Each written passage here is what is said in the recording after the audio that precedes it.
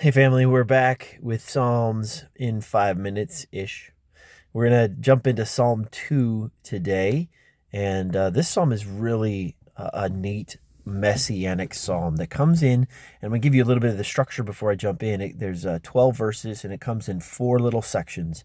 The first section and the last section deal with kind of how God is going to deal with or the issues, the problems. And then the center two sections deal with God himself, his take on it, so to speak, and his response to it, his solution for it. So we'll talk about the first three verses, which I think really shows a picture of what we're even facing today. But in reality, it's something I think that's been true of the world since sin entered it. So here we go. Psalm chapter 2, first verse, number 1. Why do the nations rage and the peoples meditate on a vain thing? The kings of the earth take their stand, and the rulers take counsel together against Yahweh and against his anointed, saying, let us tear their fetters apart and cast away their cords from us. And sounds just like the world we live in today, doesn't it? The nations rage and they meditate, they think on, they dwell on vain, empty, useless things. And it's easy. My caution here is to not focus this outward, but to start even inward. What is it that you meditate on? What is it that you and I are spending our time? Are they vain? Are they empty? Are they useless? Do they, I think, cause us to maybe rage? And then it goes on, it talks about why the kings of the earth and the rulers take counsel. They take their stand against Yahweh and against his anointed, you could almost say anointed one there, saying, let us tear them apart, cast away their cords. The world around us is not just actively seeking this, but they're now proclaiming and saying to us, look, you just need to not be bound by any of this. You need to live your truth. And I say that again as well, because it's not just the world that has said to live your truth.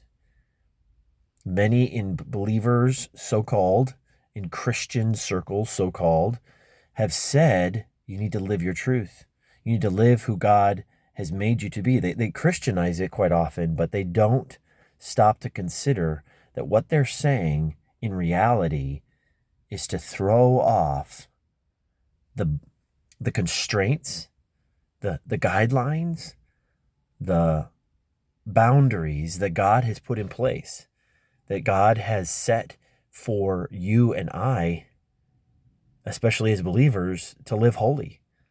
I mean, that's the opposition. This is the problem that is facing us as believers, you and I. People meditate on a vain thing. It seems to be counseled together. So a couple things to think about that. Number one is what is meditation? What are you and I meditating on? I've already said that. But number two is again, is the counsel we are paying attention to. It almost goes right back to chapter 1. Is the counsel we are a part of, that are we taking together with other people? Is it standing with Yahweh or against him? Is it with Jesus or against him? Now, I realized nobody's going to say, no Christians, no believers are going to say, well, I'm against Jesus. But in reality, it's not just what we say, it's how we live. Do we go about our day, our life, asking God, Jesus, his Spirit for wisdom in our everyday normal walk, in our conversations? Do we ask him to lead us to those that need him, to open the door, to have those ministry opportunities? Whether you don't have to be a pastor, have a ministry opportunity. That neighbor, that coworker, that classmate, that grocery store worker, that restaurant waitress or waiter. Do we use those opportunities, or in a way, are we practical atheists, living like God isn't a part of our lives?